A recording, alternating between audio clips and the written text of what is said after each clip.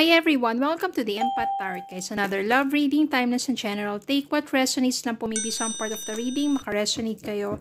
Some part of it hindi. Totally makaresonate na parang kwento ninyo ito or hindi naman kaya dahil iba't ibang mga energies, iba't ibang mga love connections. Pero ano kaya yung mga gabay at mga aral sa buhay, pag-ibig, and life in general ang ating mababatid sa reading na ito. Spirit guys, send me messages. Anong love connections nito, lessons in life and guidance na nais yung ipabatid sa amin. Mga aral kabay sa buhay, pag-ibig. Ito na po ang mga mensahe.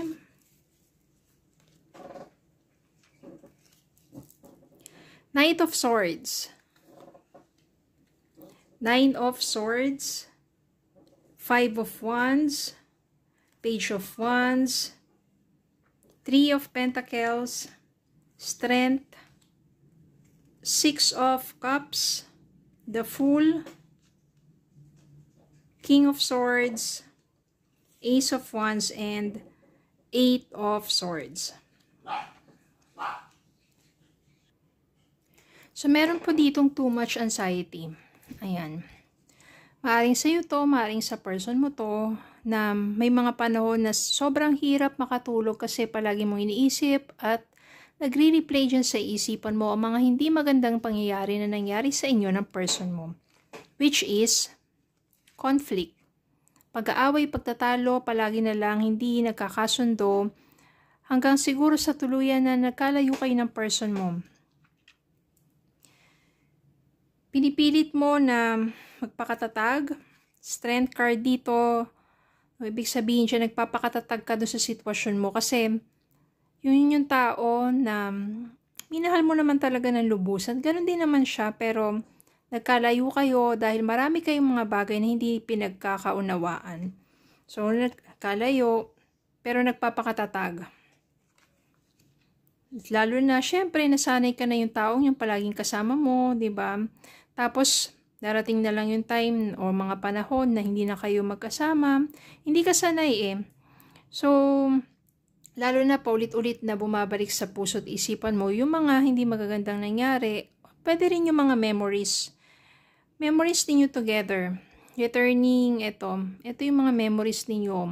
Yung mga alaala ninyo, mga masasayang, matatamis na alaala ninyong dalawa. Paulit-ulit na yan na bumabalik sa isipan mo.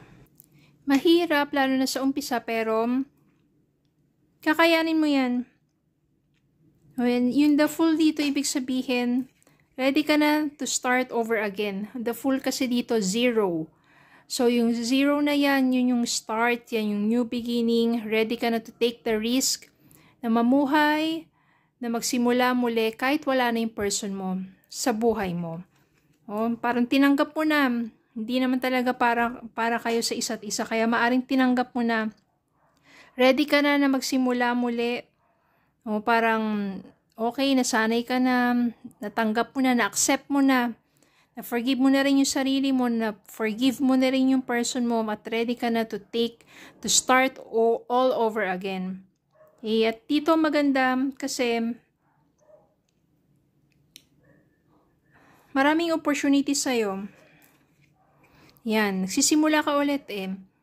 And maraming mga magagandang balita na dumarating sa'yo. Ibig sabihin, kumbaga, unti-unti na, nandun ka na sa healing, recovery. Pagdating naman sa sarili mo, unti-unti naman na nagiging cheerful ka. Ibig sabihin niya, kaya mo na ulit gumiti. And deep inside, yung healing process nag-start na. Parang, hindi naman talaga makakalimutan yun, pero at least, meron ng healing. Nasa process ka na ng healing. Ang maganda dito, maaring lumilipas sa mga panahon na nagiging okay ka na. May mga bagong person na darating sa buhay mo. Pero parang feeling ko hindi rin itong bago eh. Siya pa rin to eh. Yung person mo, Knight of Swords, magkakaroon na opportunity dito na biglang okay ka na eh. You are healing na, nandun ka na sa healing process, nagsisimula ka na muli. Tapos biglang babalik siya. Knight of Swords dito, I can sense here na ito yung person mo na nagbabalik. Bigla na lang, di ba parang ano, yung okay ka na tapos biglang guguluhin na naman ang isipan mo. Kaya babalik sa'yo to. Feeling mo nakatrap ka pa rin sa nakaraan. Kala mo healing ka na eh.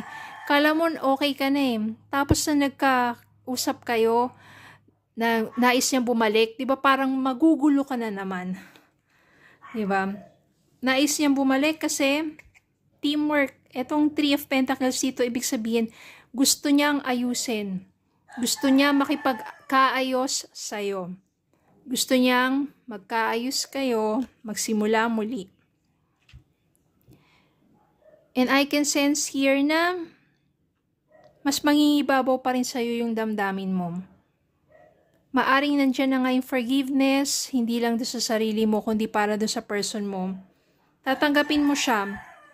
Yung kanyang pagsusumikap na pakikipag-ayos sa'yo, ito yung papakita niya. Ipapahayag niya sa'yo ng buong katotohanan kung ano yung nasa isipan niya, kung ano yung damdamin niya.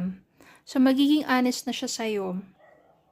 No, mahirap, diba? Mahirap talagang paniwalaan yung mga ganun. Lalo na dati, may mga bagay na sabihin natin, nakapagsinungaling sa'yo, tapos biglang babalik, gustong ayusin, tapos, ayan. Pero dito, malaki kasi yung mga natutunan niya sa pagkakalayo sa'yo. Nandun yung mga panahon, diba, na kapag yung isang tao, hinahabol mo, lalong nagpapahabol yan. Di ka papansinin yan. Lalo kang marihirapan yung kaisipan mo, yung damdamin mo, kasi ganun eh. Pero kapag once na ikaw na mismo yung lumayo sa taong yon, or kapag yung taong yung lumayo na sa'yo,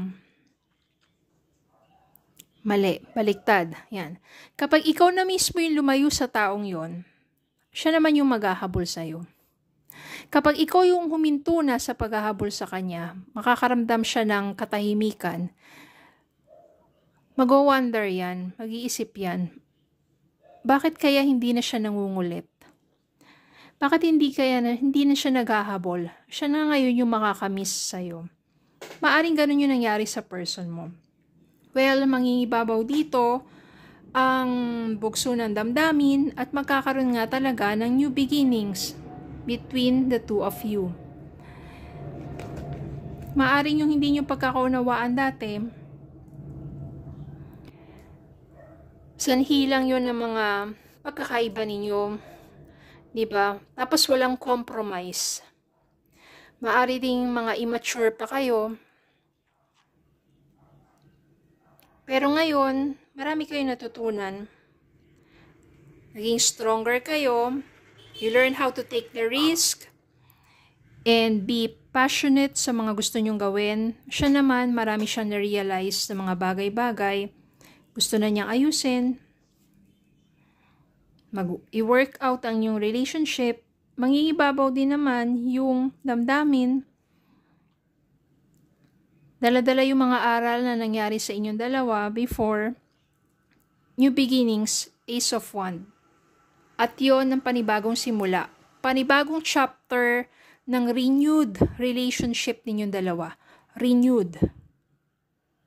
Panibagong simula. Siguro mayroon pa rin naman minsan, pagtatampo, ganyan. Pero at least ngayon, mas mature na kayo. Mas inaayos nyo na agad. Hindi nyo na pinatatagal pa, inaayos ninyo, pinag-uusapan ninyo. At maganda dito kasi, mas naging matatag kayo. Naisip nyo na kaya nyo naman pala kahit walang isa't isa at kakayanin nyo na ngayon na binigyan kayo ng pagkakataon na muling magkasama.